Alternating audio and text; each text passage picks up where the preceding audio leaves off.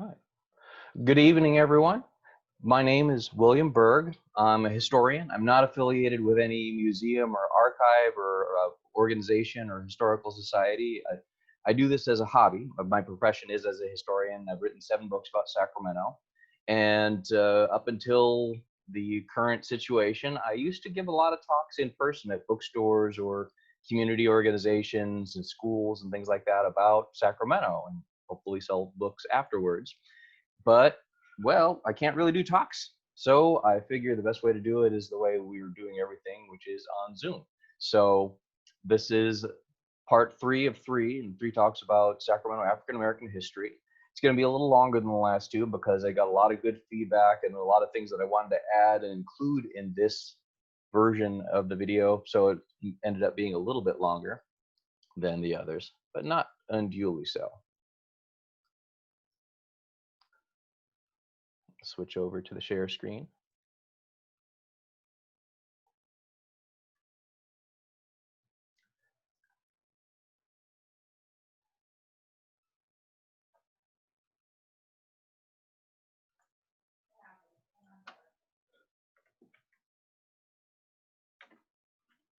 Try that one more time.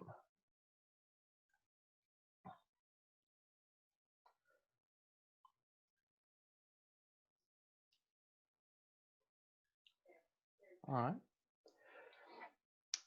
So I wanted to start with my sources, the places that I went and sources of photos. Most of the photos that you're seeing here are from the Center for Sacramento History. They are the City County Archive for Sacramento County and the City of Sacramento.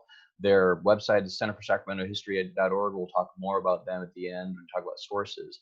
And most of the royalties from the books that I write go directly to Center for Sacramento History to support them. And the photos that you'll see from CSH are here because this is a promotion for the book. Other sources that I used are Sacramento Public Library. saclibrary.org has a pretty good photo collection themselves, including a lot of historic Sacramento photos. And there are other sources from Sacramento Library online that I'll talk about. California State University, Sacramento, some of their special collections.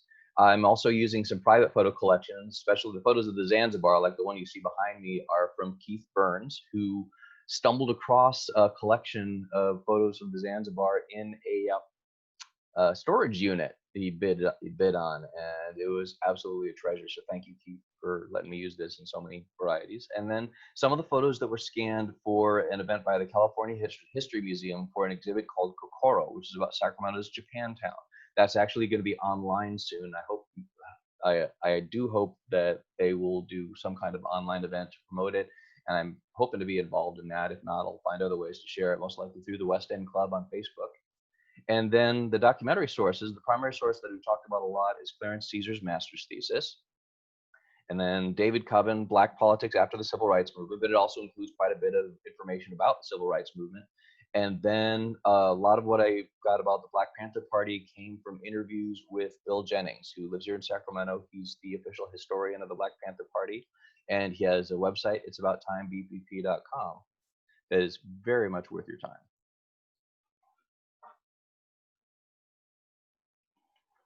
So we began our story in Sacramento.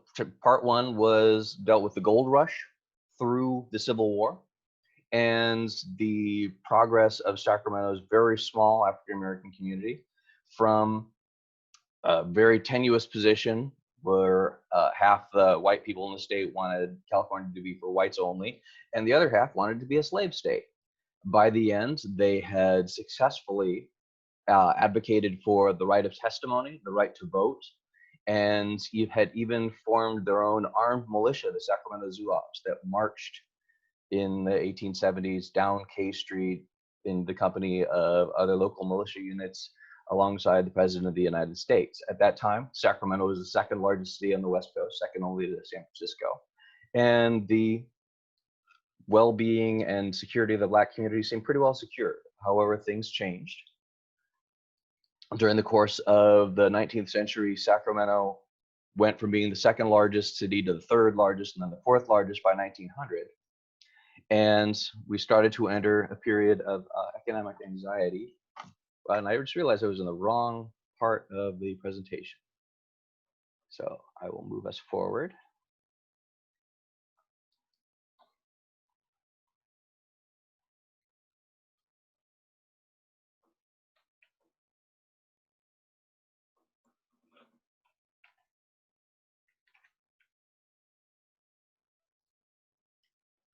So what was I saying? Yes. Economic anxiety. And by economic anxiety, generally that means racism. It's when the white community becomes fearful of the position that Sacramento was in. And they were seeing Sacramento becoming smaller, smaller, and less influential on a statewide scale. And so their solutions were, number one, we need to promote Sacramento. Number two, we need to uh, address the condition of the waterfront. And the communities of the waterfront were largely communities of color, including the African American community. And the characters that we talk about during this era, this is called the progressive era, era following the laissez-faire era of the late 19th century, and it's a portion of the Republican Party that focuses on some things like feminism and environmental laws and even regulations on business, but also includes some fairly nasty ideas about eugenics and segregation. It's also an era, specifically in Sacramento, when the middle-class white community started to embrace some ideas about John Sutter as a figure of pastoral nobility who had befriended the Nisenan and taught them how to farm in order to bring them into the cradle of civilization and agricultural empire that he envisioned, which of course is nonsense, but it was functional nonsense. It was intended to promote Sacramentans' pastoral middle class sensibilities. Since we weren't going to be a big city, we figured we'd instead aim for being a small town, which meant evidence of a big city at the waterfront was kind of a problem. And then the African American community during this period, Clarence Caesar referred to this as the settled period. The Black community in Sacramento was about 1% of the population, which meant that it was pretty hard to maintain political power of any sort, even in states where the majority of the population was African American. It was tenuous to hold on to power during this era, the early 20th century. But Sacramento's Black community persevered, and it's really hard to avoid projecting when you look at a historic photo. But the historic photos and the words that I see from this community are resoundingly, the image is of resilience, of dignity, of strength in the face of adversity, and realizing that now is not the time for revolution, but we've got to be patient, we've got to be calm, and in some ways we've got to be quiet. Not everybody was interested in being quiet. There were cultural institutions emerging, and even in Sacramento's first suburb, Oak Park, George Dunlap built his home there because at the time there weren't any what were called racial exclusion covenants. And Reverend T. Alvin Harvey, who founded Sacramento's first Black church that was in a suburb, its third church of African American congregation, he started the local NAACP chapter and won the first lawsuit against discrimination being served in a restaurant.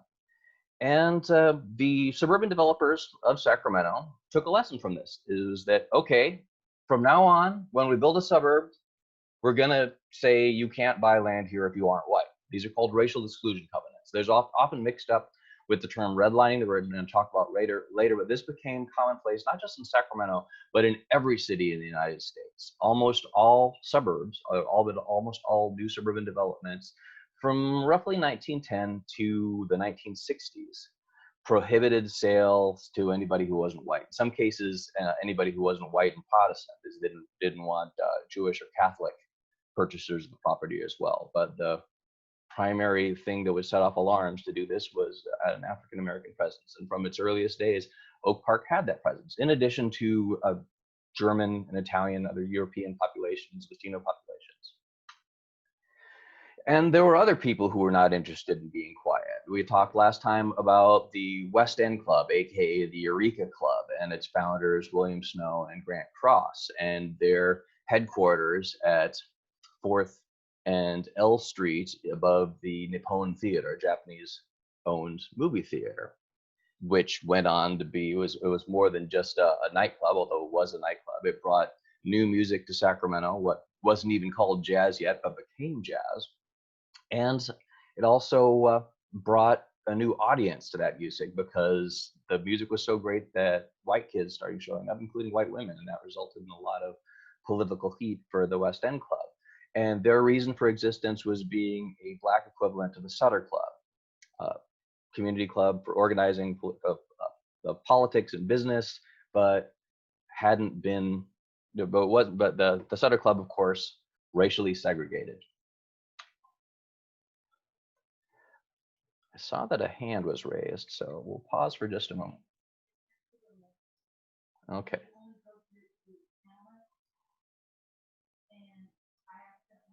Hold on, let me post the links. Okay. I just reposted the links that should go to everyone. These are the YouTube links for the first 2 episodes.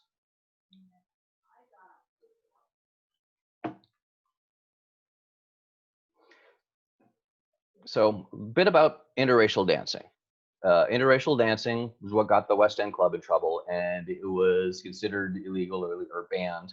And the person who broke that was this real bastard by the name of Nick Makovich. He was part of Sacramento Slavonian community, and he was a very stubborn man. He was also an entrepreneur, and one of the things he built was this hotel, the Hotel St. Nicholas. He had a very, he was modest, I guess, and he built these hotels both for general use, but primarily for the Filipino workforce that he also hired out through a employment agency, which he also ran. And for their entertainment, he started what was called a taxi dance hall in 1933.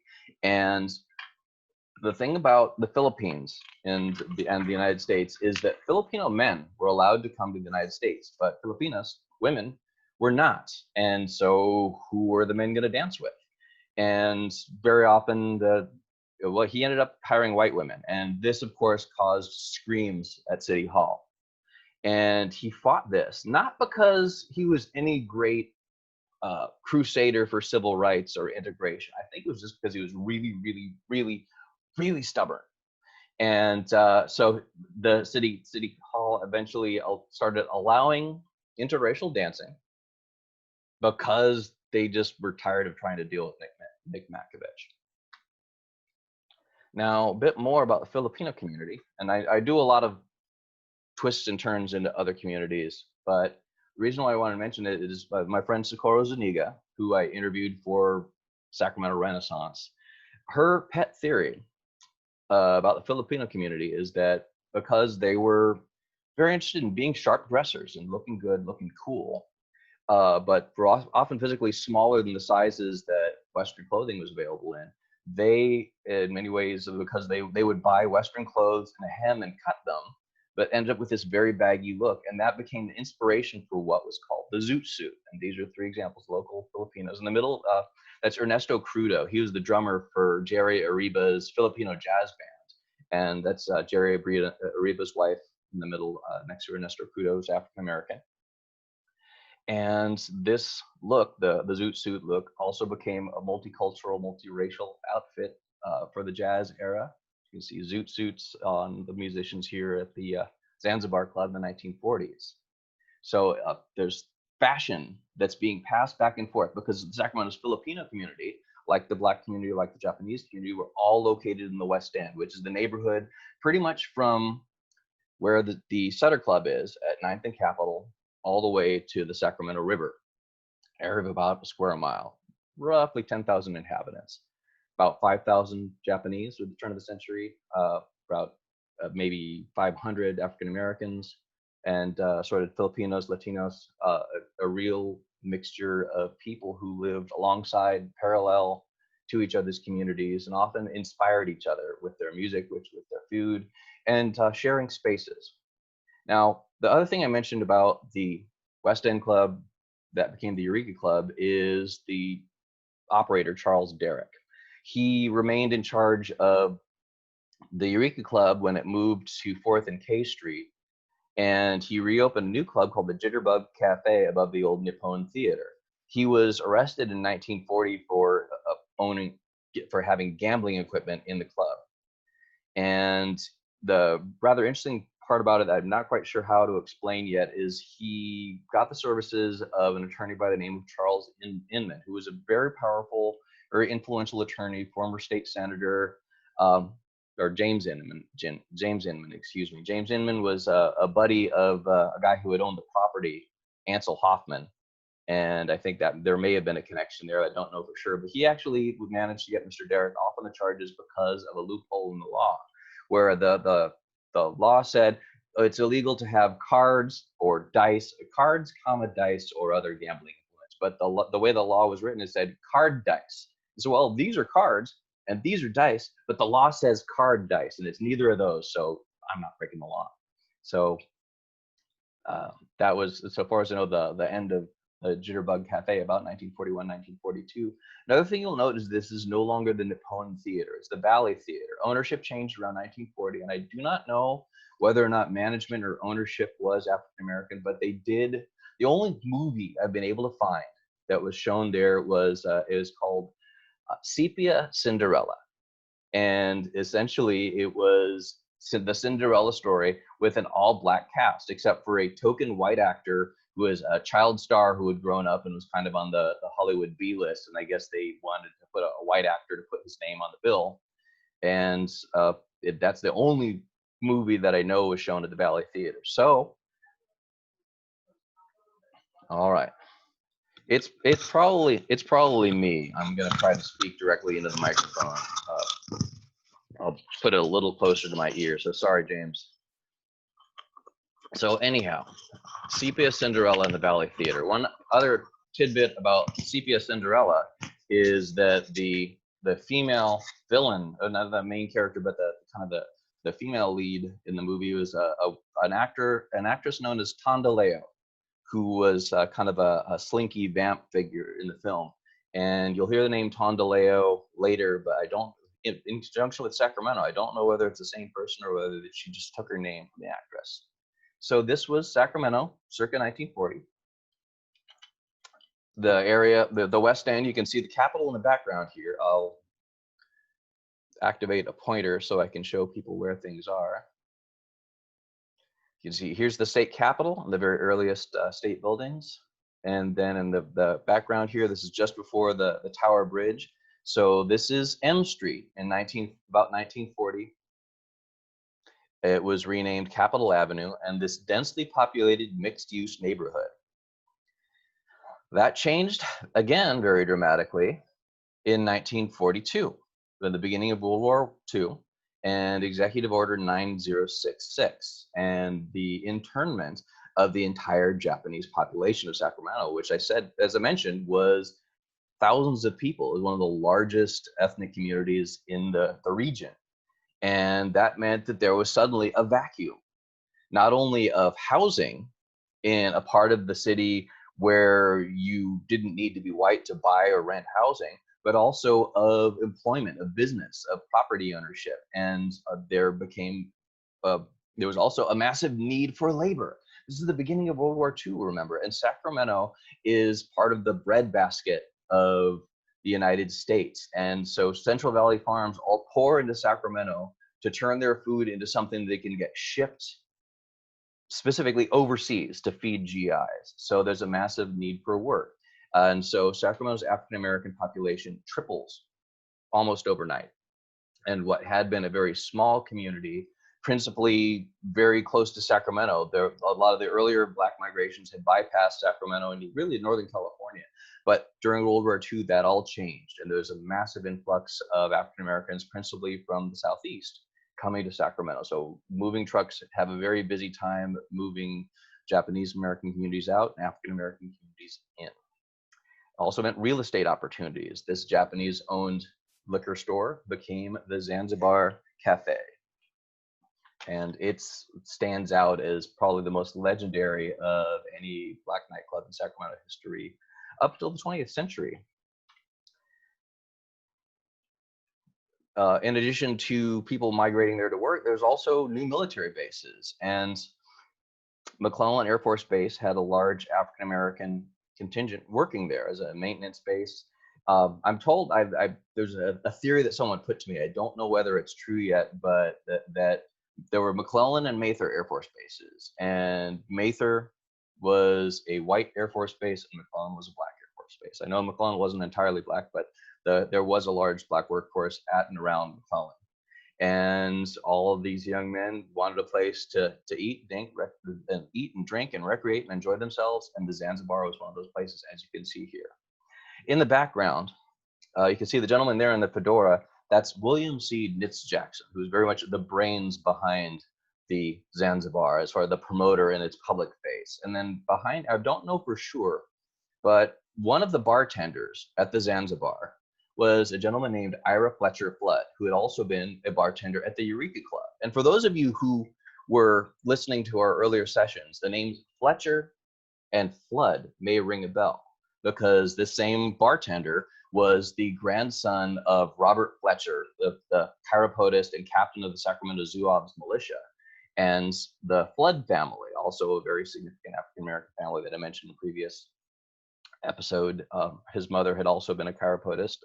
But so there's almost like continuity there, a connection between all these clubs. And if any of you have been in the club scene for a long time, if you're one of those people who still goes to the clubs, even though you probably should have stopped going a long time ago because you're getting a little old, you notice very often there's the same people, and that creates that continuity of spirit and space in nightlife.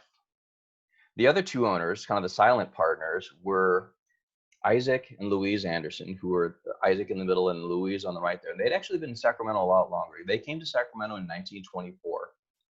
Isaac had previously been a policeman, but he couldn't get a job even in private security in Sacramento. He ended up working for the maintenance department of the city of Sacramento. And then when Nitz Jackson on the left came to Sacramento with a whole lot of showbiz know-how that he got actually in the Navy. He was during when he was in the military, just before World War II. He learned a lot about entertainment, and he was a major in charge of a USO unit. And so he had good military connections that helped bring those soldiers in from the Air Force Base, as well as good entertainment connections. And that became the recipe for success. He also had some interesting items. The stage at the Zanzibar was this rotating circular stage, which supposedly was the platform from a very early experimental radar device. Radar was practically top secret stuff in 1942, but he had enough connections to get this revolving turntable from a radar installation and used it as a rotating stage at the Zanzibar. They had great ads that promoted the act, which varied from local performers to legends of jazz. They were coming through Sacramento as part of the what was called the Chitlin Circuit, as far as African-American performers coming around the country touring on buses. The Zanzibar was absolutely one of the stops.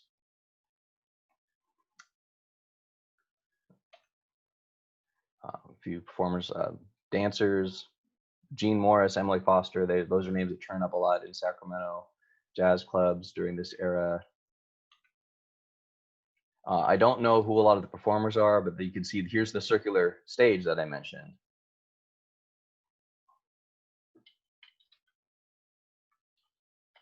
And of course, the zoot suits.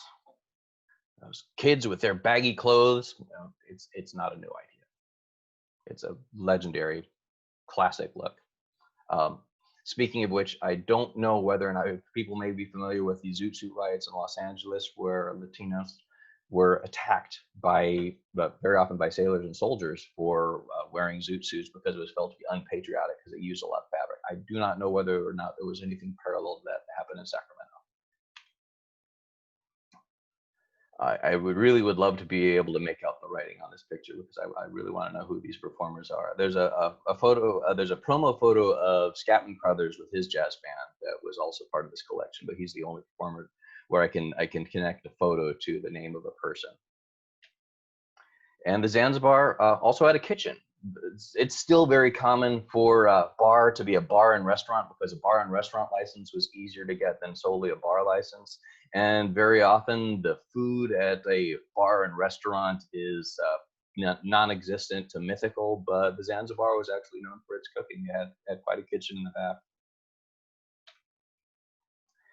And like I mentioned, local musicians, they were like, this is Ted Thompson with the saxophone in the front. He was a mortician by trade and a saxophonist by night. So they would have, in addition to regular performances, they just have open jam sessions. People could just show up, and there might be somebody whose records were selling at the top of the charts, or might be a local mortician with a saxophone and a powerful set of lungs. And it was also an integrated club. This was the color line had been pretty much thoroughly trampled. And so at this point, the Zanzibar broke new ground, and that it was not just a black club or a white jazz club. There were all definitely jazz clubs for white people. There had been jazz clubs for the Japanese community and the Chinese community, but for the most part, up until the Zanzibar, they had for the most part been very segregated. Except for occasional examples like Nick Matko and his Black and Tan dance hall. But the Zanzibar really broke that mold essentially permanently. When Joe Louis came to town in 1947 for an exhibition match at Memorial Auditorium, he wanted to check out the hottest clubs in town. And so they took him to the Zanzibar and also to the Momo Club, which is the other hottest club in town. And there's Mr. Moore, the owner of one of the Momo Club on the right, and then Nitz Jackson on the left, and a couple of sports writers for the Sacramento Bee and Union to the left of Joe Louis and Nitz Jackson. In addition to the Zanzibar, the Andersons and Jackson also owned A&J Liquors, which you can see here on the right. And you can see to the left, that's Yorozu Dry Goods, which was a variety store. That sign was at the final location of Yorozu Dry Goods store on Riverside Boulevard, just south of Target. And the owner passed away about a decade ago. And the Center for Sacramento History currently has the sign. The A&J Wines and Liquor Store sign moved to Oak Park after redevelopment, and the sign is lost. Another club that Nitz Jackson was involved with, he left the Zanzibar about 1949, and the Zanzibar actually was closed by undercover officers who busted the club and got its liquor license taken away because of suspicion of prostitution occurring. That the bartenders would refer clients to sex workers, which of course probably happened at every bar, from the bar at the Senator Hotel to every other bar in town. But the Zanzibar was targeted, many things, because it was so successful, because it was such a hot club. People were pretty jealous of it. And so the local business community said, we really don't want this competition anymore, and got the place shut down. The Congo Club also received some grief for similar reasons. One of the business partners of the Congo Club was Nitz Jackson, and then later Carl Buckner, along with Henry Takeda. And if anybody who's read any of the books about Sacramento's Japantown, Henry Takeda is a huge figure as an attorney. I'm still trying to figure out, he was one of the people who tried to fight redevelopment. I'm currently trying to find out more about the story of Henry Takeda and a burlesque performer who in Sacramento, she was the first single woman to adopt a child, and Henry Takeda was the attorney in the case. Stay tuned for more on that. And this is the Momo Club. This was also located at 6th and Capitol, directly across the street, I think kitty corner from the Zanzibar. And like you mentioned, it was owned by the Moore brothers, Hovey and Alex Moore. And they featured a lot of the same performers or similar performers to the Zanzibar. Emily Foster, who we also saw on a Zanzibar flyer a while ago. And this graphic designer, George Louis, who had this really distinctive, really angular modernist style, he did graphic design for the Momo Club as well as some other clubs in town. And it just has a very cool look to his visuals. And Gene Morris, another performer who also appeared at Zanzibar a lot. Here's the interior of the Momo Club. And as you can see, like the Zanzibar, an interracial audience. So that color line would be pretty much broken. From what I have heard, talking to a couple people who had actually been to both places, the Zanzibar was a multiracial club. You could go in regardless of race. At the Momo Club, if you were white and you were going to go, it really helps if you had a friend who was black who would kind of help you get in the door. But it was open in the same way. For those of you who watched last time, I talked a little bit about the the Churchill Dance Hall at 5th and Capitol, which was also the polling place for the West End. The Churchill Dance Hall, the Churchill family sold it, and it was a Japanese-American boarding house for quite a few years. The Japanese family who owned it were interned, and it was purchased by a woman named Benny Twigg. And she was an African-American entrepreneur who opened a multitude of businesses to serve that community. You can see here, the only ad I was able to find was for her beauty salon, Twiggs Beauty Center. The upstairs were rooms rented out. I found an interesting story related to Sacramento transgender and drag history that took place upstairs. That's another one for another presentation. And then downstairs, she had a couple of businesses. She had a taxi service because she was sick of taxis driving past black customers. So she said, well, I'm going to start Twiggs Taxi. And they're not going to care who you are when they pick you up. This is going to be a taxi service for the people who other taxis won't stop for. And she also opened a record store, which specialized in what were then called race records, but many of us would recognize as the earliest rock and roll music, rhythm and blues. And so cutting edge innovation in business, and versus compared to, say, some of the earlier African-American businesses that we talked about in the last session. I got a question. Are these historic buildings still standing today? Nope. These are all gone. These are all under Capitol Mall. Pretty much Capitol Mall to the Sutter Club, everything west of that is gone. And this is just about everything you're going to see here is leveled. So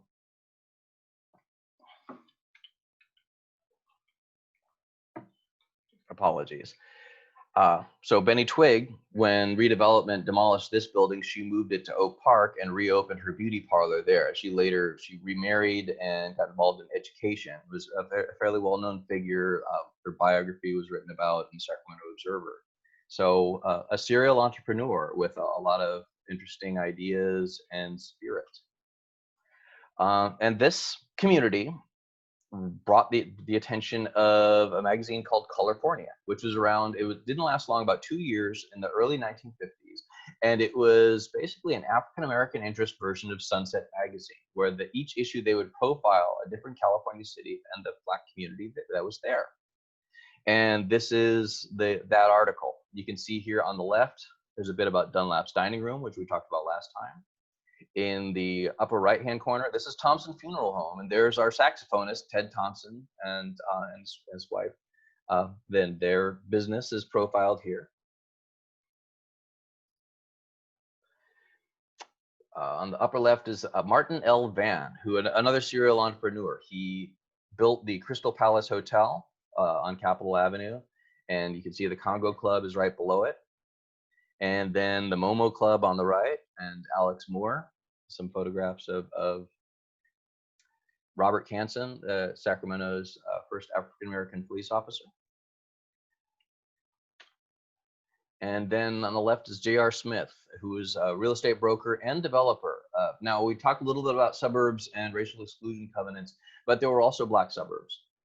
And typically, these were smaller affairs because, for reasons we're going to talk about real soon, it's really hard for the black community to get loans, both for homes or for capital to build subdivisions. But Mr. Smith, in conjunction with the NAACP, which opened its own credit union, was able to fund some small developments in South Sacramento. I'm still trying to figure out exactly where, because I think it's going to be pretty important to figure out where these developments were, so we can talk about some of the stories of self-determination of the black community during this era. It's starting to gain strength, it's starting to gain numbers, it's starting to gain professionals, and it's starting to gain political power.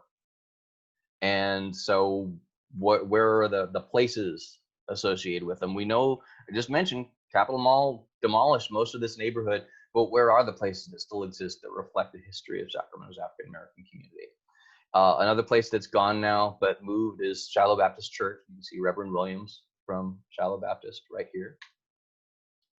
Another place that does exist on the upper left-hand corner, this is Morgan and Jones Mortuary. This was the other Black-owned mortuary. And you can see there's Grace Morgan Jones and her brother, William Morgan, who actually became Sacramento's first Black Superior Court attorney, were based out of this building at 12th and Q Street. And this building still stands. It's one of the handful of buildings from the old West End that's still around. It was built in about 1939 as a fourplex apartment building, later converted to a mortuary. They actually built a little garage on the back for the for vehicles to come in and out. So, and I think they actually are converting that to living space right now. But that is one of those pieces of architecture that's still around. And on the right, a young attorney by the name of Nathaniel Colley. And his name is one that comes up very often when you talk about local Black history. He was a veteran of the Second World War and a graduate of Yale Law. He actually was originally interested in chemistry, but after his experiences during the war and seeing segregation on American military bases, said, this can't stand. I'm going to study law and I'm going to fight housing discrimination. And that's what happened when he met a beautiful young woman who was from Sacramento and came back to live with her family, a longstanding Sacramento family, and fight for what was right. Very rapidly, he became the vice president and counsel of Sacramento's NAACP. This was his business as of 1952, member of the Chamber of Commerce. And he was approached, actually it was by a white Sacramentan by the name of Myra West, who had gone to a meeting about New Helvetia, which was a wartime era housing development on Broadway next to the Old City Cemetery, which at the time was segregated. It was predominantly white, and there were two buildings which were intended for any residents of color. And so Myra West joined the Housing Authority's Branch Housing Committee to confront, and she did it in order to confront the segregation of housing in Sacramento's public housing system. She joined a group of 20 Black community groups, Sacramento Committee Against Segregation in Public Housing, with Nathaniel Colley as the lead attorney. They filed in 1951, and just about a year later, successfully integrated New Helvetia as a public housing project. They were required to provide equal treatment of the people whose housing they provided. Another Black entrepreneur that came to Sacramento was Felix Flowers. He originally worked at the state printing plant, and he built a restaurant called the Flower Garden at 4th and O Street. And it was kind of unique in that it had a rooftop garden. You can see in this picture from the Sacramento Bee that it's got all the rooftop, not just rooftop garden, rooftop tables. So this is rooftop dining in 1951. And Mr. Flowers was also a member of the Elks Lodge, and Sacramento's main Elks building didn't let people in, didn't let Black Elks in. So he said, well, I'm going to start my own lodge building. And so this building, in addition to the restaurant use, also served a function as a fraternal hall for Elks. Unfortunately, with the coming of redevelopments, the business wasn't successful, but it actually it looked like this. So this is one of the color photos of the neighborhood from 1954 that got pointed out to me on eBay, and I picked them up, and it's really striking, this building, because well, I'll show you in a little bit. It was also a live music venue, and one of the performers that I found out played there was this local group called the Rovers. It's kind of more a part of the rhythm and blues rather than strictly jazz, the early 1950s.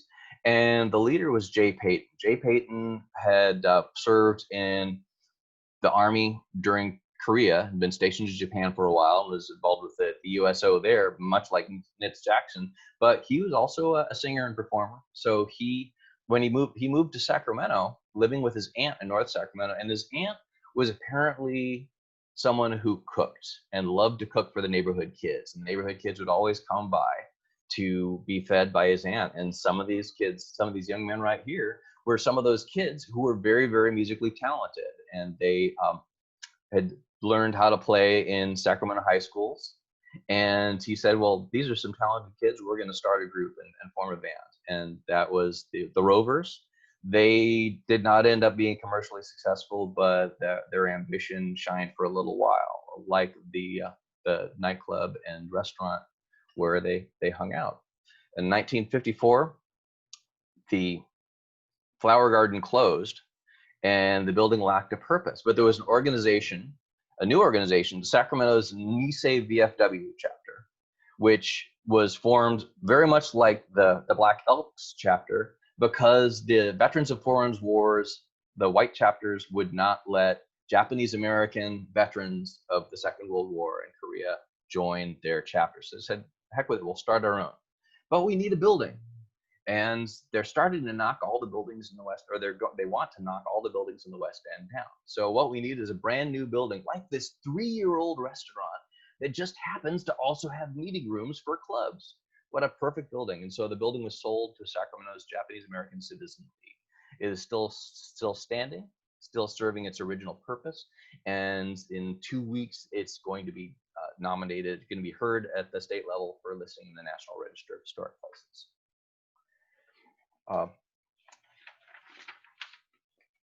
If you've ever been in a band and gone on tour, it's important to have places to stay. And the tallest building in the middle of this spot on 4th Street in Japantown, you can see these cherry trees in the foreground are kind of Sacramento's Hanami line, but that's the Catalina Hotel. It was owned by Catalina Harrow, who is a Mexican immigrant, naturalized citizen in Sacramento, who was very proud that when Duke Ellington came to town, he could, maybe proud isn't the right word, but when Duke Ellington came to town to play in Sacramento, he could play the Grand Ballroom of the Senator Hotel, but he couldn't get a room there, to the Senator Hotel's shame, and to Catalina Harrow's pride, because she told pretty much every other customer who came in to stay at her hotel that when Duke Ellington came to town, this is where he stayed. I mentioned Tondaleo. She was a dancer, legendary at the Zanzibar. And when we talk about continuity in nightclubs, when Martin L. Van, the entrepreneur who built that Crystal Palace Hotel, purchased the old Zanzibar and reopened it at the Paradise Steakhouse, one of the entertainers that he brought back was Tondaleo and CeCe Pinkston, who was other performers, but I think Tondaleo probably got a lot more attention from the audience. And then when redevelopment happened, he moved the newly renamed Paradise Club to Stockton Boulevard in Oak Park. Again, that continuity and that sense of continuity, that sense of continuance over time is it's a really important value, I think, for any community, to have that connection to your past and places and people and institutions. They're really what makes a community what it is. If you don't have that continuity, the connection to place or people, you end up kind of lost. Now, of course, like I mentioned, not every jazz club was Black owned or white owned. The Clayton Club, located in the ground floor of originally the Clayton Hotel, renamed about 1940 the Marshall Hotel, was owned by Al Oxman, and he was an absolute jazz nut. And while a lot of the other clubs like the Zanzibar and the Momo Club, I think, focused a little more on what they would call contemporary jazz, whether it was called the bop jazz or bebop jazz, and they were a little bit small for big band jazz, but he was a little more into ragtime and traditional jazz and the early jazz forms, but he was not averse to having the biggest names in American jazz play at this little hole in the wall called the Clayton Club, including Zuzi Cab Calloway and Billie Holiday played there more than once. And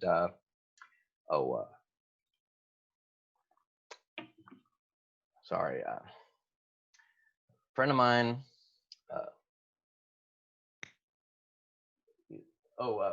lives in Folsom, used to work on it. Dan Winkleman, when he was a little kid, his parents took him to the Clayton Club to try to get him in to see Billie Holiday. And of course, I think he was in there about 10 seconds before someone was, hey, there's a little kid in here, get him out of here. And so he had to wait outside for the rest of the show. But a couple of things he told me about that show is, number one, that this was a later part of her career. She was very much This was a woman who had a lot of serious issues and dealt with a lot of pain in her life. And one of the things he said is that it seems like she didn't really come alive until she was singing. She wasn't really there, and then when she was singing, she was all there. And then on the way out, she always wore a flower in her hair during her performances.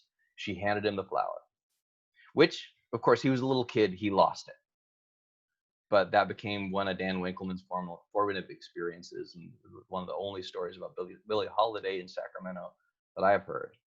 And then you can see George Louis, that great graphic designer, also did ads for the Clayton Club. Tap dancer Gene Bell and other performers. And there were also other clubs that weren't necessarily in the West End. The Iron Sandal was a beatnik hangout, Black owned, on Broadway and 24th. The building is gone. It's right next to I think there's a carpet place next to it. But this was, it was the mid 50s and you wanted a place that served espresso coffee and had late night jazz jams. Folks like Stan Lunetta told me about the Iron Sandal, and it was a fairly hopping joint apparently.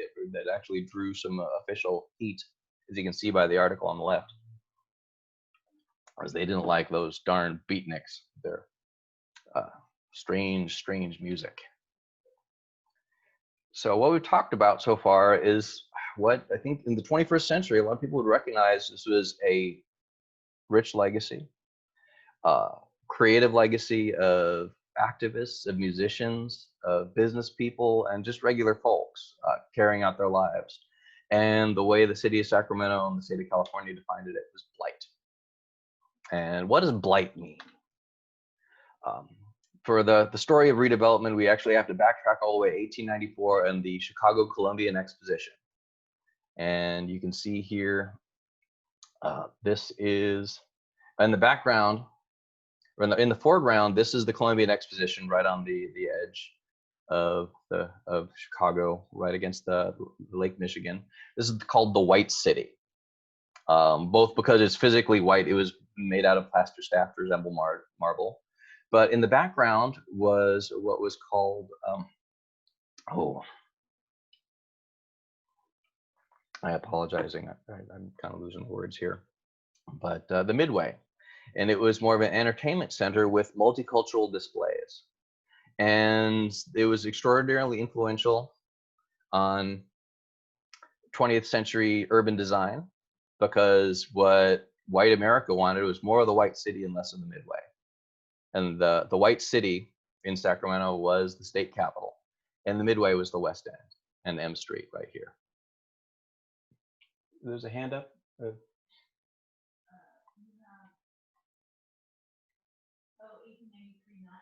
1893, I'm sorry. Yeah, long day. And so you see me looking over to my left, that's Vivian, my wife, is helping out with some of the questions. Thank you, Vivian.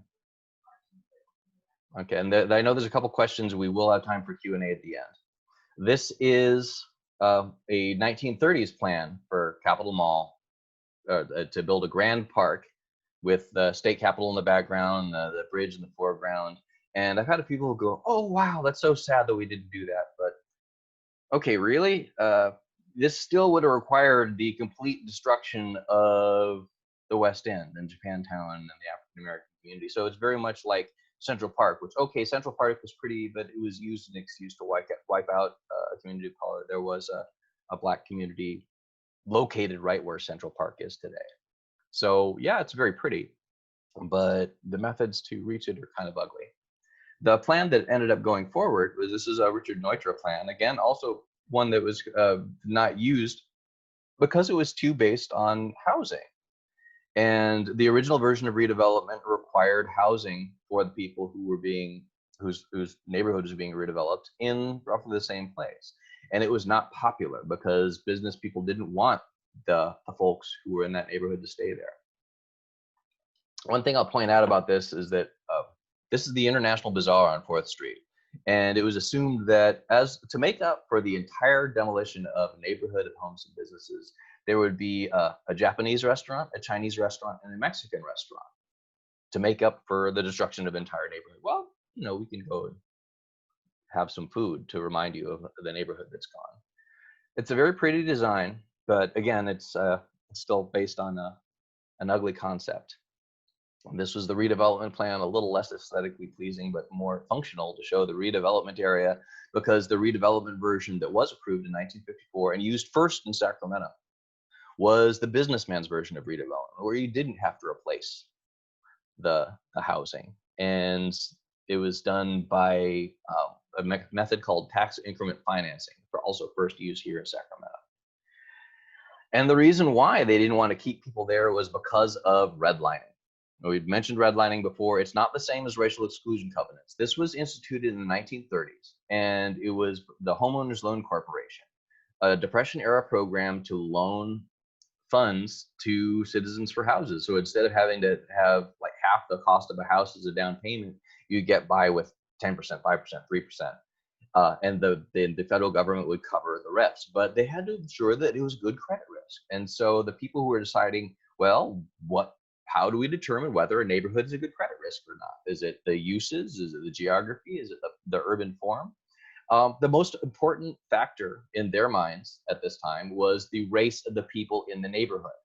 So this over here on the far left, this is the West End. And you can see it's red, as well as over here in Washington and West Sacramento.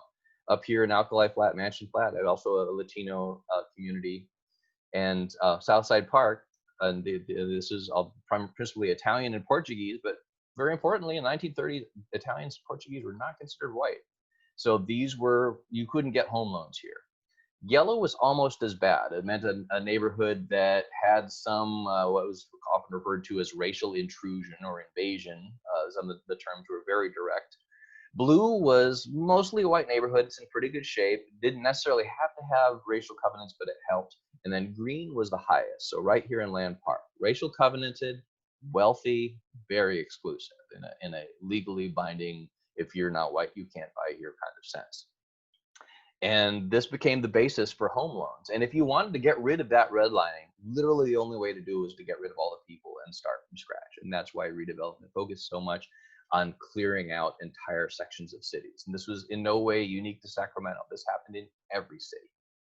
This happened throughout the United States. It just happened very thoroughly here, enough where we ended up with a neighborhood where there was almost no cultural memory of it for decades.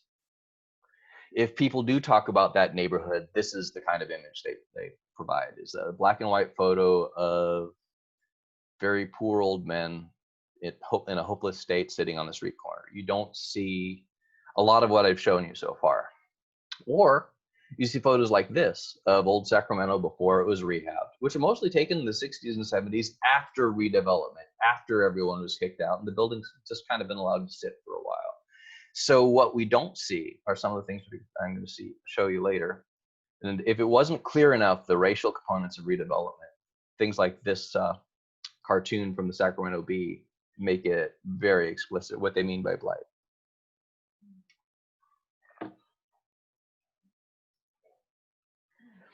These are some more of those photos from 1954. These were taken for a newspaper that circulated by people who were opposed to redevelopment. Today, I think people, the official business community would look at the people who took these photos and said, we don't need redevelopment. As, oh, what a bunch of NIMBYs. What a bunch of not in my backyard, because this was their backyard. And this backyard looks very different from the photos that I showed you. This is the Hotel Maine at 6th and Capitol. This was I mentioned the two corners of 6th and Capitol, the Zanzibar and the Momo Club. The Hotel Maine was a building built in the 1920s by a Japanese American investor. So a building about 30, 35 years old. This is Oyes Pharmacy at 3rd and L Street, around the corner from the Nippon Theater. Originally it had been a bank building. After internment, he moved from his previous drugstore at the other side of L Street to the old bank building. So a building about 40 years old and a thriving pharmacy. Wakano Ura, which I also talked about, is owned by the same person originally as the Nippon Theater, now under a new family ownership. And a lot of you are going to recognize that sign. You say, oh, I've been there. The sign is now on 10th and W Street, which is where it was moved again after redevelopment. This was its earlier location. It had a combined Chinese and Japanese menu. It was opened by a Japanese man, but he knew that Chinese food sold better, so he hired a Chinese cook, but also had a Japanese menu because he wanted to introduce that Japanese palate to new audiences. And what did restaurateurs do? They adapted their menus to the components that were available and the ingredients that were available, and to the needs of their customers, who they could reach and who they could sell to. The same way that African American businesses did. This is the drugstore belonging to Sunsaburo Miyakawa. It's called Eagle Drug, and then it actually also been a hospital during the Great Depression because he was unsatisfied by the treatment that was received by Japanese patients. He also saw black patients. It didn't last through the Depression because for economic reasons, but it continued as a drugstore for decades afterwards. This is a neighborhood that provided every service that every other neighborhood did, a mixed-use neighborhood with, you can see Victorian buildings combined with new retail uses. Some of the buildings were a little bit worse for wear. The Depression meant that there wasn't money for reinvestment. World War II meant that there weren't materials to build a whole lot of new building. And redlining meant that even if you did own the building, you couldn't get loans to improve the business as much. But there was new construction. We talked a little bit about the Flower Garden. Just across the street was this Japanese Methodist church built in 1951. Within a decade of its construction, it was, oh, this is blighted. It's an old building. It's dangerous. It was demolished. The Latino community, this was a Methodist church, Spanish language Methodist church at 6th and O Street, also wiped out by redevelopment. And then this is just the edge of the neighborhood on L Street. Again, some of the buildings are very old, but you can see that the idea that this was all an area of intense decay and buildings on a verge of collapse and people on a verge of collapse is very much comes into question. And partially it's because people aren't used to looking at the past in color. We're used to those black and white photos that we see in the little books, frankly, like the ones I write. And so we tend to think of the past in black and white, but the past, people saw it in color. When you see a color picture like this, especially one that's sharp, it gives a very different impression of space. Buildings like this, this was at N and 6th Street, are like very similar sixplexes all throughout the central city and Midtown and South Side that are now considered historic buildings. By the time were considered incompatible uses because they were multifamily instead of single family, or because they were single family where there should be multifamily. Streetscapes like this, again, this looks like other parts of downtown Sacramento that escaped the wrecking ball. And there's a lot of cases it was just pure chance or geography or the politics of race and economics. This apartment building, it's the kind that we'd call it a dingbat, almost jokingly today, but this was when it was brand new. And this is either completely identical to a building that's at 13th and B Street next to the William Land School right now, or it's one that it was moved there. Nice example of mid-century design, but located in the redevelopment zone, so it's got to go. And I can't see tile in the West End anymore. One of the early cases that was handled by Nathaniel Colley was Mr. Bacon, and he was a tile setter who was not allowed to join the tile setters union because he was black. And so Nathaniel Colley's advice was, well, while you're waiting for us to win this case, because I know we can win it based on the Marinship decision, which said that you couldn't stop someone from joining a union that's the only union on the basis of race.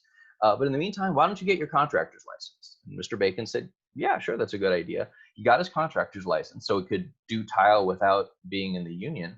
And he was so successful of it that he just continued as his own tile setting business for the rest of his life. And so very often if I'm downtown and I see some tile on a building that's obviously from the 50s or 60s, is that Bacon tile? Because it could be. And I don't know if that's Mr. Bacon setting tile at the ground of the Sumitomo Bank, but I like to think it could be. And for the Japanese American community, as well as that had just been kicked out and then came back to Sacramento to home and were kicked out again. And the African American community, very often they were very new to Sacramento and just started establishing their businesses and were kicked out. What's that sign say? Computer enhanced. Forced to vacate, removal sale. Hey, we just got back in a decade ago, but now we have to leave. And the kind of photo that you don't see are photos like this, where there are color photos of Sacramento where there's people of color in the background. Very often, I grew up in Sacramento, not in Sacramento itself, but in the suburbs. And the assumption was that this was a very white place. And the idea that we had a neighborhood like this was almost alien. It wasn't something we were taught. It wasn't something we were told about. It was kind of hidden away. But there are hints here and there. And as we are in an age where information is easier and easier to find, those secrets are coming out, even though the evidence has been wiped away. This is redevelopment in progress.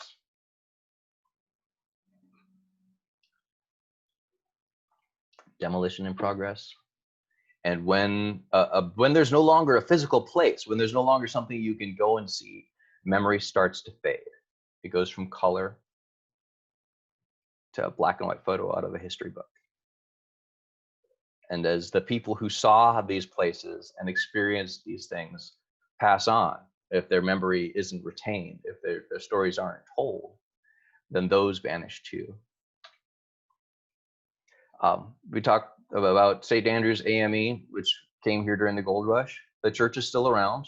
They were replaced by redevelopment. Clarence Caesar, when he was working for the Office of Historic Preservation, got a bronze plaque placed on the county parking lot where their building had been, but they're still around right across from Southside Park. And today, if you go and check out this building, take a close look at the windows by the entrance, because the old stained glass windows from the original St. Andrew's AME are still hanging there. Shiloh Baptist Church, located at 6th and O Street, also in the redevelopment zone, they saw the writing on the wall and purchased property on 7th Avenue in Oak Park.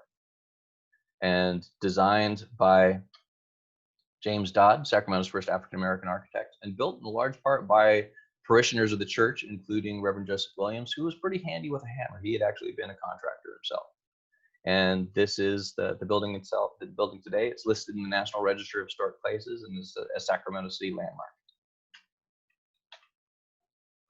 The Women's Civic Improvement Club was another cultural institution that started in the 1930s, principally as a social organization, but also because at the time there was really no place, if you were a single Black woman, where you could find decent housing.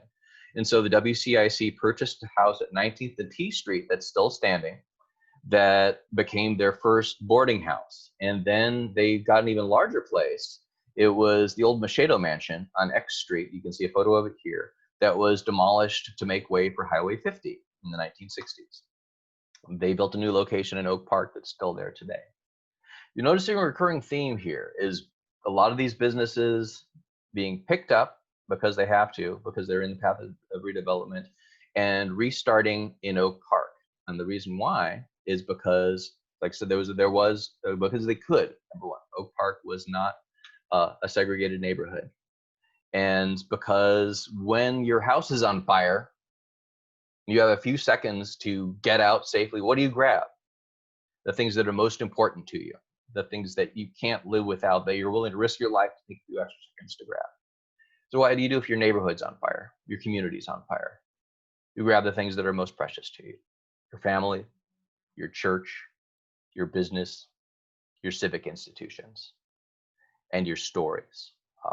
This is William Lee, founder of the Sacramento Observer, which started about the same time as redevelopment. And in some ways, I've seen editorials that were written by the Observer in favor of redevelopment, because this was a neighborhood that was, and like I said, it was in some ways pretty rough shape after the Depression, after World War II. It needed reinvestment and needed repair. What it got was wholesale demolition. But the Sacramento Observer, as this part of this group of survivors, moved with it to Oak Park. Another business that opened in Oak Park in the early 60s was the Belmonte Gallery. This was started by Sally Niguez. He had been an accountant at McClellan Air Force Base. In the early 60s, said, this is no way to live, man. And he went to Sac State, started studying woodworking, art, and then opened a coffee shop, kind of similar to the Iron Sandal, a beatnik coffee shop in the early 60s, that began a countercultural hub in Oak Park. And Oak Park, because of its location between Sacramento City College, Sacramento's oldest institute of higher learning, and Sacramento's newest institute of higher learning, Sacramento State, Oak Park was right in the middle of these two institutions. And so there was a lot of opportunity for connection between the two. when Sacramento City College did not allow nude figure studies to be done on campus, the Belmonte Gallery said, well, you can do figure study here. And when I was actually my friend, Robin Ware asked me to mention the Student Nonviolent Coordinating Committee and other civil rights groups like the Congress on Racial Equality. They had their headquarters again at the Belmonte, and this became a real institution, both in the arts, in music, in civil rights, in education, and the intellectual legacy of Sacramento. And meanwhile, the city and the state were making other changes. This is Highway 99, which was being put right in between Curtis Park and Oak Park. Of course, there was a similar freeway, Highway 50, being put between Oak Park and East Sacramento. Self-defense walls, great walls of freeways to fence off the white neighborhoods from the neighborhoods of color. The central city is very much considered also a neighborhood of color, which is why those walls also fenced in the central city from the white neighborhoods. So it was an era when maybe, as had happened before, the Black community felt like they needed some measure of self-defense. This is, as you've seen before in the first episode, this is the Sacramento Zouaves, Black militia formed in the 1860s, and the Crispus Attucks Soldiers and Sailors Club, formed in 1919 in the wake of the Red Summer and an epidemic of lynching throughout the United States. Black men with military training and seeing a need to defend their communities decided, you know what, we really have no choice but to take up arms. And that was a choice also taken up by the Black Panther Party for self-defense in Oakland, California in the mid-60s. When the Black Panther Party came to Sacramento, to the state capitol, in protest of the Mulford Act, which was California's ban on open carry, because what the Black Panther Party did is they patrolled in Oakland armed in order to observe the police and to essentially to be a barrier to police brutality. They showed up in Sacramento with firearms, and because they were directed the wrong way by a security guard, marched onto the floor of the state assembly. And this put them in national headlines because of an incident that happened here in Sacramento. And that created an impression, because there were several different streams going on here. We talked a little bit about civil rights in the early 20th century, and how it was much more quiet, much more about, okay, we want to get along. We want to be accepted as members of the community. And that means wearing a suit and putting on a certain front while the generation of civil rights in the 50s and 60s was definitely activist and definitely received plenty of grief.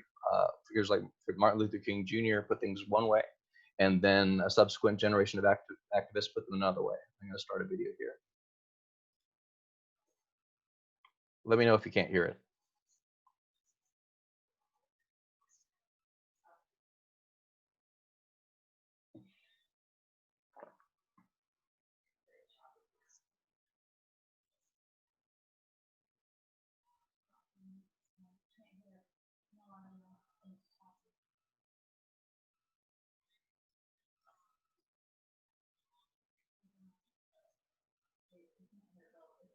Okay. All right. So this is Martin Luther King Jr., of course. Let me see if I can get the audio to work.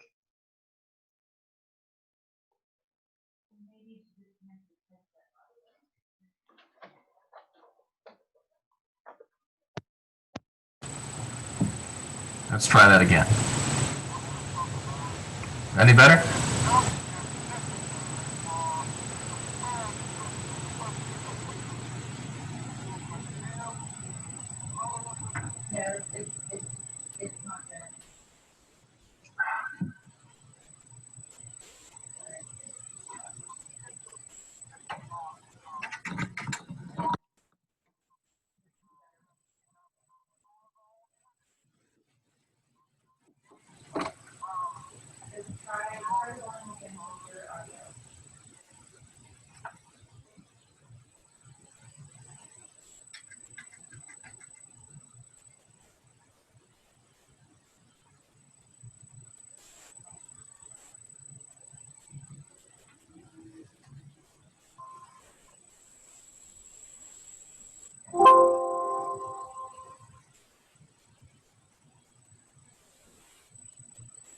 Let's try this one more time.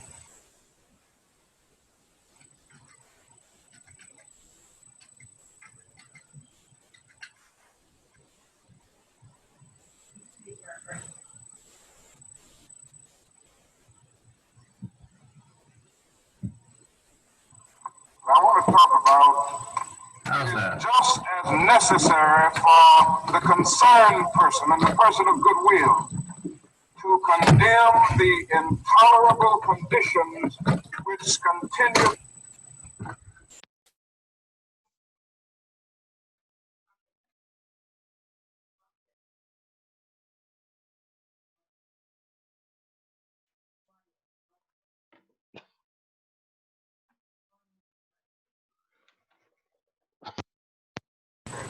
What is it that America has failed to hear? Okay. It's failed to hear that the plight of the Negro poor has worsened over the last few years. It has failed to hear that the promises of freedom and democracy have not been met.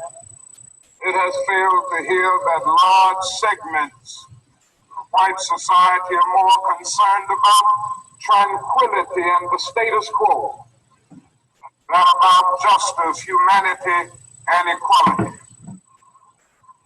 And I have a special little word for Ronald Reagan in the morning. Fuck you, right, baby.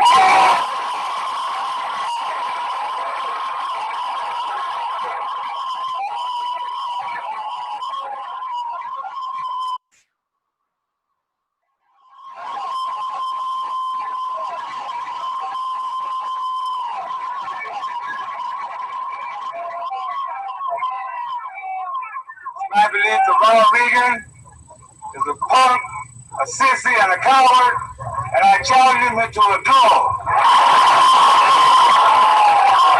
I challenge the punk to a duel to the death, and he can choose his own weapons. It could be a gun, a knife, or a marshmallow. I'll beat him to death with a marshmallow.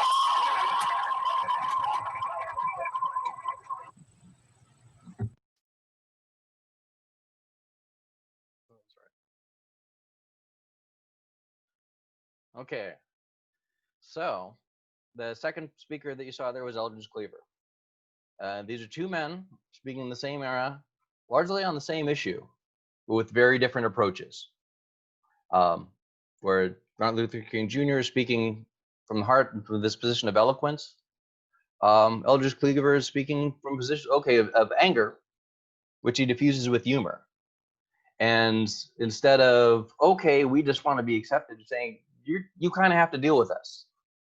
And if you don't, we're going to deal with the situation by as the Panthers put it, by any means necessary.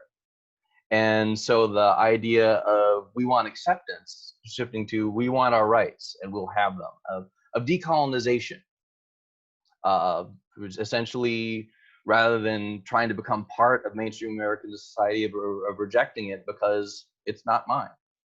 And the Panthers had a Sacramento chapter. And you can see here, this is the Sacramento chapter, is located right next to the Belmonte.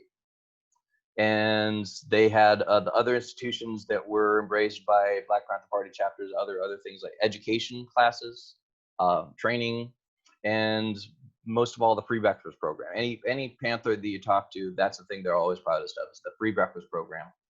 And Sacramento was also the home of Akinsanya Kambon, who was Mark Teamer, Vietnam War veteran, and he was he was the Black Panther Party's artist. The Black Panther logo is a Mark Teamer design. The Black Panther coloring book, rather notorious, that was his. And you can see an example of his artwork right here. He's still teaching, still creating art in California. You can see here some pictures from Black Panther Party newspaper. And photo of Charles Brunson, who founded the Sacramento chapter. He actually just passed away earlier this spring of COVID, of coronavirus. Tragic loss. It was written about in the local papers. But he was the founder of the Sacramento chapter. And I'm going to try another video. We'll see how it works, because the Black Panther Party and the police, as some of you familiar with history may know, did not have the best relationship. And on June 16th, 1969, an event took place, the Father's Day riots. It was various reasons. There was several days of escalating tensions and fights, which culminated with the Sacramento police raiding Black Panther headquarters and charging through and wrecking the place. The Panthers opened up their headquarters to let people in to escape the gunshots that were going on. And the response from the police was, well, we're going to move into HQ, and you can see the results here. Now I'm going to try another video, and I'll unplug my audio so it sounds like it works better with that. But the first people you're about to see are Black Panthers, including Charles Brunson, along with Mayor Richard Marriott and Milton McGee, who was Sacramento's first African American council member. Now, Richard Marriott, mind you, a couple years earlier, when Cesar Chavez came to town, he was a vice mayor at the time, and he awarded Cesar Chavez and the Marchers the key to the city. So this is someone who's been in Sacramento at the forefront of a lot of political issues, and you can gauge his response. About you're about to see.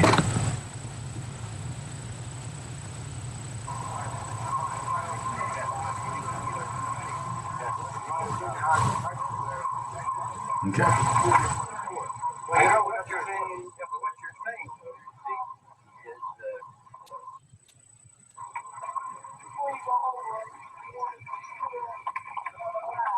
I want you to see that there ain't no bullet hole at all. Now, if rifle fire had came out of that building there, at your hole, there should be holes somewhere over here. But they're using blanks. The bullet that came through that door, one policeman would have been dead. And if that close range, they were standing right down the sidewalk.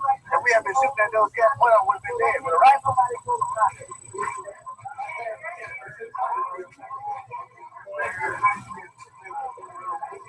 Oh yeah.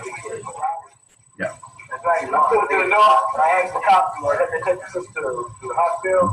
The dog said he didn't want nobody to come out the building. When I turned around, walk back in, tell everybody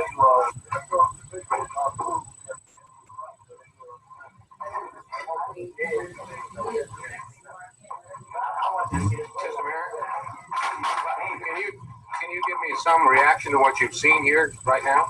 Well, I can only tell you I think I'm a little shocked and horrified At what, sir? at the condition of these quarters. What are your plans right now? Well, I don't have any specific plans. We've just completed a meeting. We are now examining what has happened and seeing with our own eyes the shambles that was created here. And I am certain that the council in its next regularly scheduled meeting, or perhaps even a special meeting, will get further into these matters and in this sense hopefully come up with some what are called in today's world meaningful solutions. We can't continue this. It must not happen. It just must not happen. It's going to show the people that they're doing something that they have never done before, rather than sit around and listen to other rhetoric, other people saying that what has happened, and they take a stand on what has happened from. Are you satisfied that this is what you say concern? No, I'm not satisfied. Just because they see it don't mean they're going to work on it.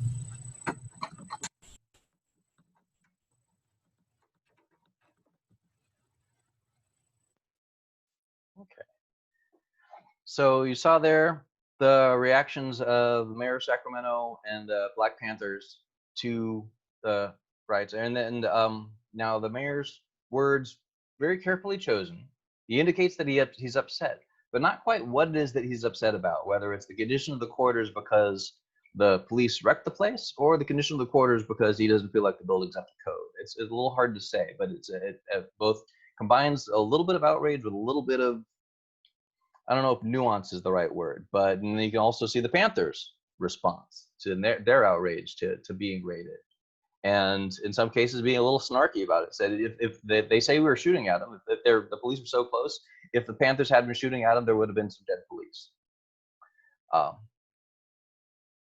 It's a morbid transition, perhaps, but the next incident that took place in Oak Park nearby, in McClatchy Park, on May 2nd, 1970, was the killing of Officer Bernard Bennett. There was an incident earlier in the day where a couple of young people had been hassled by police. And the following day, Officer Bennett was on patrol and was shot, some say from the tower of a nearby fire station that had been decommissioned.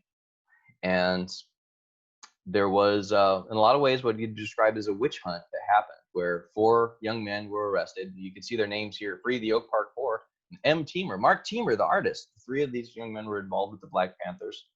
Another one was also a community activist.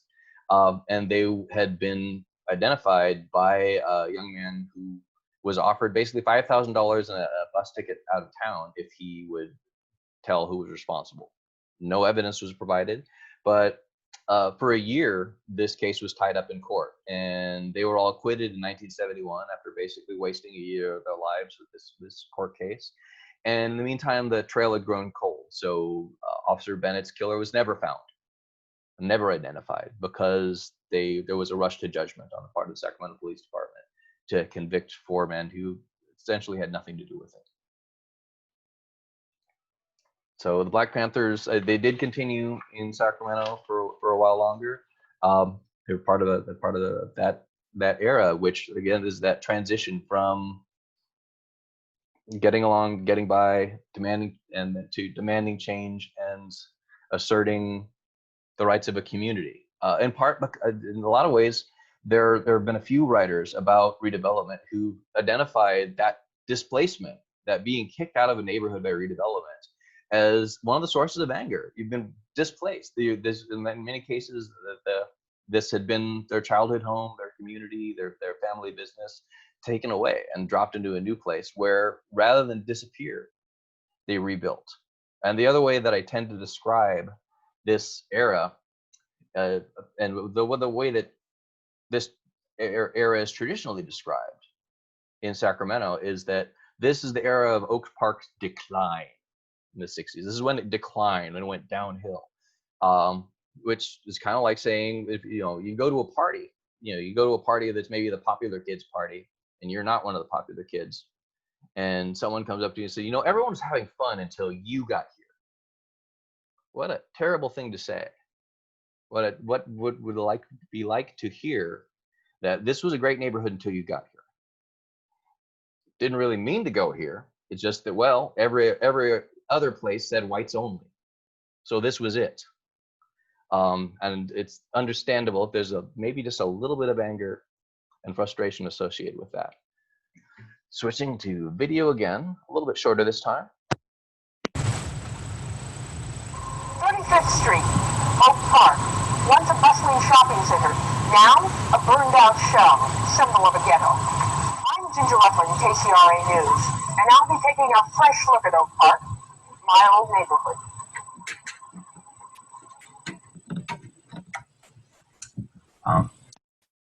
For a book a few years ago, and we've been talking with her recently, but these interviews were conducted by her. And so here's another video. This is an interview with Blanche Hill. What happened to Oak Park? You were here when it happened, and I'd like an explanation. Yeah, I'm part of the influx of blacks from the West End during the when 3rd Street was and when West End was redeveloped, and I feel that because of the designated efforts from the real estate association in those years, this was part of what I call the beginning of the destruction of Oak Park. And I feel that whatever has happened to Oak Park, that was the seed planted. And what exactly did they do? They designated. Well, when people were being replaced in the around 2nd, 3rd, in the West End, I was on across the street from Crocker's Art Gallery, who came to Sacramento in 1942. When they started designating where people were going to go in order to have them get out of the way, they designated blacks to Oak Park. And of course, if you look for a house, you were told that there was no place they could put you except Oak Park. So quite a number of us were geared toward Oak Park because we wanted a decent place to live. Oak Park was a beautiful place at that time, and people were moved in here overnight. There was an effort to block bust. This really happened because I worked out here in the early years of Sacramento. I worked on 12th Avenue, 11th Avenue, 33rd. I caught the trolley out here, brought my baby to Well Baby Clinics, which is at McGeorge's Law School now. And this is how the wholesale destruction of Oak Park started. And once the blacks started to come in here, I believe Roy Taylor was on the corner of 33rd and 6th Avenue. Beautiful store there. Even Roy Taylor was frightened and moved out of here wholesale once the blacks, and he's on Stockton, he's on Freeport Boulevard now. What happened to the white people? When the blacks moved in, what happened? Well, there were efforts, and I think this can be substantiated. To put it bluntly, Ginger, well, there were quite a few old Italian families and all out here. And the niggas are coming, so you better get, you would fumigate and sterilize a house before you have a family move out.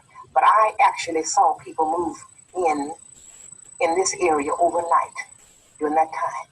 With all this fear, the blacks, the whites moved out. People who had beautiful backyards with roses, who had fruits. They had built those, planted the yards and gardens for a lifetime, and they were frightened and they sold the property and they got out of here. And consequently, blacks also have the same middle class concept. When the whites started moving out, quite a few of the blacks decided, we're going to have all the people from second and third. Blacks don't all associate together either.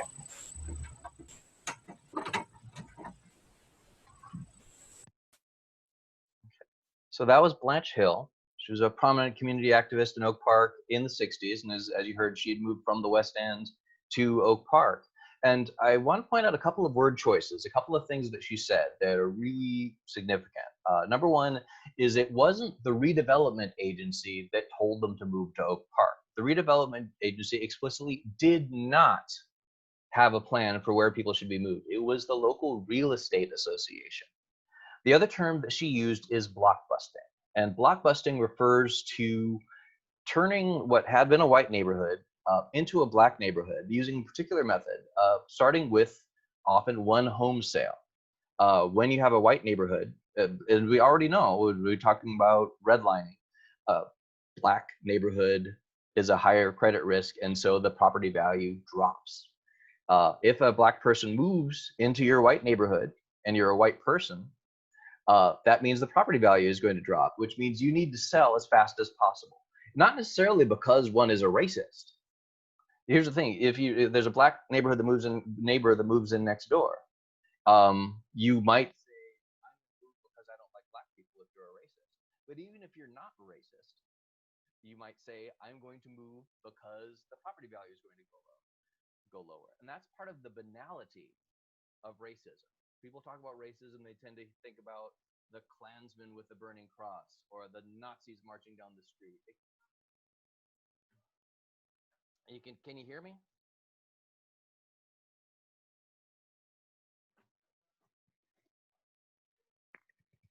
All right. I'm going to try to speak louder, and I'll speak directly in the microphone.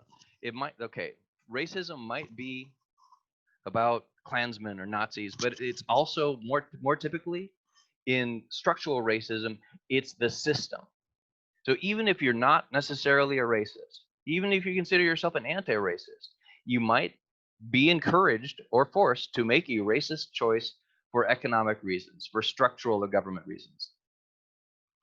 And so that's what that's what blockbusting was, is once that one black person moved in, and because the places where you could move if you're black were limited, if you weren't white, you had very limited options. So a realtor could charge a very high price to the black customer. But the white customers, the white folks who are moving out, they're going to sell at fire sale prices because they want to get out fast.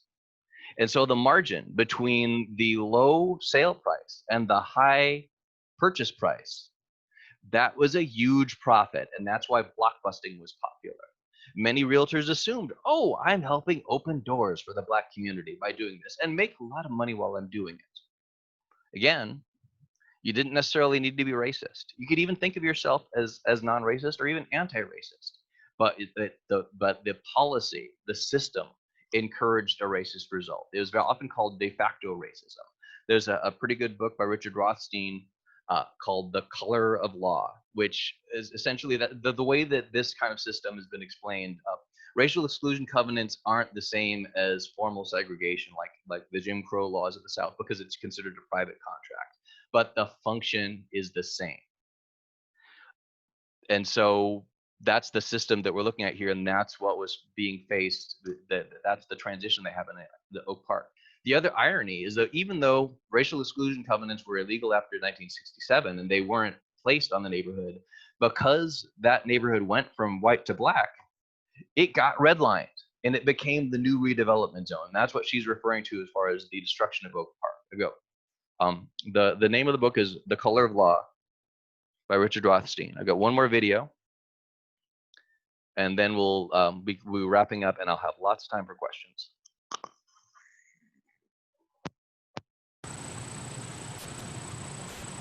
What part does redlining play in the decline of Oak Park? One of the major things that have occurred since redlining started is that some of your mortgage companies and local banks won't loan money into this community so that people can, in fact, repair their homes that need to be refurbished, or in fact, from their standpoint, without question, I don't think they've loaned any money in this area in the last 10 years. I would think they would consider Oak Park being a disaster area, an area that no one wants to live in. And I think one of the project area committee's objectives is to improve this improve this community. And we also have the option of using at the present time redevelopment agency for subsidized housing in this community. But we're not getting any monies coming in from our local loan associations or banks, and specifically banks in this community are not lending any money.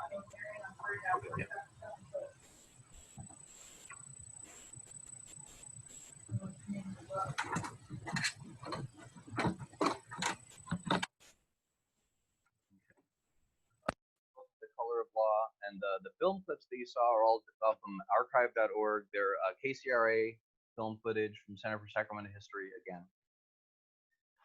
And I want to close with what was the influence of the West End and the influence of the civil rights movement in Sacramento and what it meant to other communities. I'm speaking as loudly as I can directly into the mic.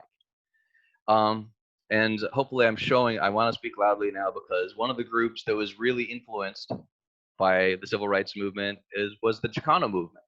And this is a photo of the Royal Chicano Air Force, which was a Sacramento-based Chicano arts group and political group.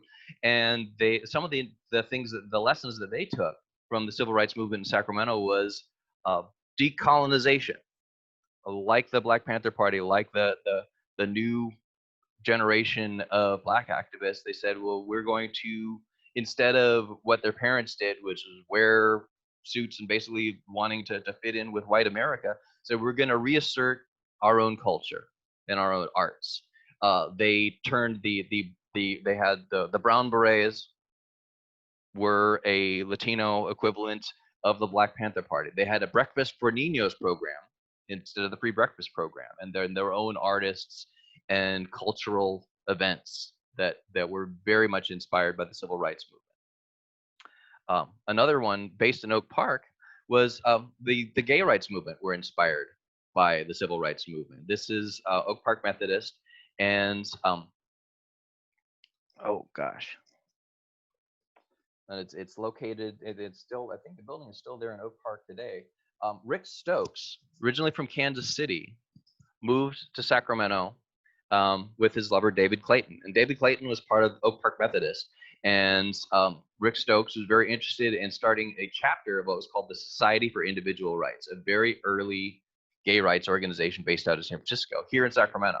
But SIR did not want to share their mailing list or expose their mailing list to a larger group than necessary. So instead, he started a new group called Americans for Responsible Citizenship, which was Sacramento's first gay rights organization. And in September of 1966, the Society for Individual Rights was scheduled to have a booth at the California State Fair in the nonprofits building, the giant building with thousands of exhibitors. They were just going to have a table and hand out pamphlets. And then about halfway through the process, somebody at the State Fair committee said, well, what is this organization? Oh, no, no, no, no, you can't have a booth. Never mind. No, you can't have one. And so they took away their booth. And so instead of just put up with it, they actually filed a court case to try to get their space in the building. They were denied. And so instead, they stood out in front of the state fair and handed out thousands of pamphlets to people. So instead of just being one table among hundreds in a big building, they got a lot more attention. So we actually had a gay rights demonstration here in Sacramento 2 years before Stonewall. Why did people think they could do this? Because the civil rights movement told them it was possible. There were other inspirations. Redlining was still in effect until the early 70s, and one of the major forces behind getting rid of redlining in Sacramento was the early preservationist movement in the early 70s, because you couldn't get a loan to buy a house downtown because it was still redlined. That's a subject for another discussion. I'm going to talk next about sources. Some of the places where I got this information. I've talked a lot about the Center for Sacramento History. I really encourage you to support them. In total self-aggrandizement, you can support them by buying my books, because half or all, depending on the book, of the royalties go to support the Center for Sacramento History, but I suggest you support them in any other way you possibly can. They put on programs and events. They promote publications. Their website is a treasure trove. They have an online database of photos that you can order in higher resolution form and get permission to use them in publications, as I do. The Sacramento Room of the Sacramento Central Library has an online archive of photos, and James Scott, who some of you may know if you've ever been to the Sacramento Room or gone to a lot of Sacramento history-focused event, is there in the Sacramento Room if you want to get in touch with him. And if there's something that you need to find out, I'm sure he can help you. Sacramento Library website is also another treasure trove. If you have a Sacramento Library card and an online account, you can search through a searchable database of every issue of the Sacramento Bee. There are also other resources like Sanborn insurance maps, so you can take a look at what the geography of Sacramento looked like on a block-by-block, building-by-building basis in 1895, 1910, and 1951. CDNC.org is a California digital newspaper archive, and the Sacramento Union up until 1922 is available there, as well as other California papers. Archive.org is a major source for a lot of these photos. Center for Sacramento History and other institutions post audio, video, photos, documents there, and it's a giant needle in a haystack approach, but you can search by keyword, you can search for Sacramento or use other search terms to try to find what you're looking for, and there's a lot of great information there. There's also thesis collections at Sacramento State and their special collections, especially for Japanese American history. And then my other favorite source is people, interviewing people. And so very often, like I said, the stories of the people who were in these places were lost. And so if there are people in your life that you know that they went to the Zanzibar, or they were involved in the civil rights movement, or they had other stories to tell, I really urge you to use whatever means at your disposal, and everyone has them now, like cell phones, to sit down with them and talk about these things and record it. Everybody's carrying a smartphone. Every smartphone can record. Ask first. It's nice to let people know they're being recorded, and have that conversation and just to let it play out. Another nice thing that we have is, admittedly, it's not technically perfect, but Zoom lets you record a conversation. So if you have, you don't necessarily have direct access to all of the older people that you'd want to talk to about these things, but many of them have access to Zoom, and you can record these sessions as I'm doing right now. So you can actually do a video interview, and it doesn't need to be anything complex. Very often, especially if you have a couple of pictures that you can show them to kind of get things rolling, just letting people talk and leading their questions, asking for more information, asking them to amplify and share, is a great way to coax out a story and get it down recorded. So at some point, it could be of use to a researcher, yourself, or somebody else. Clarence Caesar's thesis. Allison Brennan asks about, is Clarence Caesar's thesis published? No, it is not. Keep bugging Clarence to publish it or to produce it in some form. He's had a couple of articles written that were based on elements of his thesis, but Clarence is still around. He's still involved with the Sacramento History Alliance, And I know he was he was there for the first session. I'm not sure if he's here today. If you are, hi Clarence, publish your thesis. Then there are still so many other stories to be told. And as I said in the first session, and I want to repeat, this isn't my story. I'm a white man, and I tell stories very often about people who don't look like me or come from the same place, because they're fascinating, because they're engaging, because they're necessary, and because they're inspiring across racial lines and across generations. And because I just kind of have to. But I'm not the only storyteller in the city. There are some other really talented ones, and some really valuable ones that I hope we're going to hear more from. And I don't know whether this will be the last of these talks.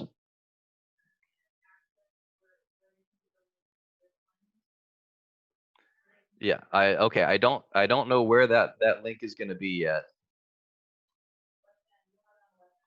Yeah, I'll post this presentation or this video on the West End Club Facebook page, and it'll also be via YouTube. But a lot of you have my email now, so you can bug me about it if you don't get it.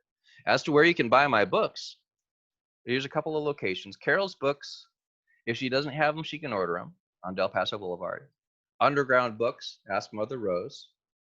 Capital Books on K Street, and then Time Tested Books on 21st Street. I don't know if Beers Books has my book or not. They're on S Street and 9th, but they're another potential location. And call and ask. They're closed right now, but you can order for pickup. Okay, now I'll go ahead and drop out of the PowerPoint, and wanted to know if there's any questions.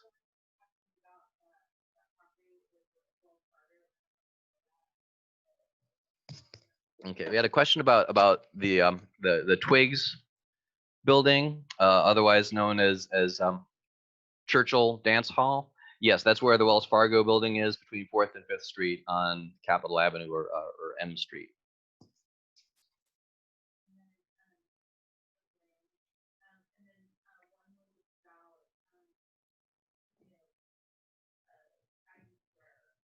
Okay, I'll take a look at what was the question about Aggie Square? I know that.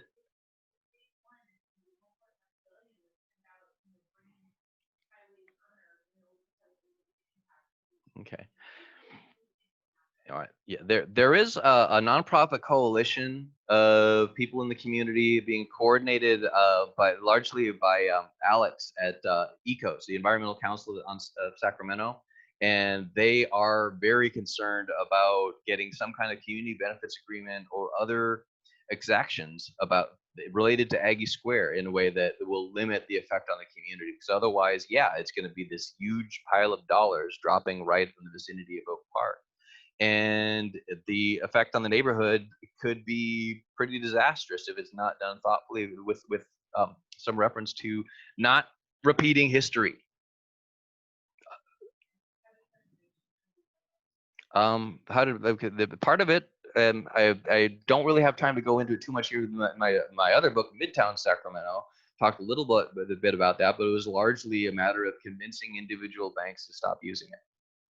Okay, the question was, how did preservationists have an impact on redlining? Because bank loans weren't available, they used some creative financing methods, but because it was hard to do individually, they broke that mold through, again, they drew their inspiration from the civil rights movement. They organized and campaigns to the city, not only to stop redlining, but simply to allow building permits to happen on older building rather than requiring demolition. But that's going to be the subject for another talk. I've written about it in Midtown Sacramento, and this is giving some good ideas for future talks. Yeah, the fairgrounds was in Oak Park from 1905 to 1965. So 1965 is when it closed down and moved to Cal Expo. So one of the things that's happening during the end of this period, the period of the Black Panther Party and the cultural renaissance in Oak Park, is actually after the fairgrounds had closed. So a big economic driver for the area had just left. So, and actually that's a great question, because wow, that is a major employer and a big attraction. Leaving the neighborhood must have had an effect. Must have had an effect on the economics of Oak Park. Regarding the history of Jewish people in the West End, Oak Park, I don't know in particular. There was actually one of the earliest synagogues in California was in the West End, but I think it had moved prior to the early to mid 20th century. It's another not enough explored subject. There is a book of Sacramento Jewish history. I don't have the title. It's located at the Central Library, and this is another great area for research.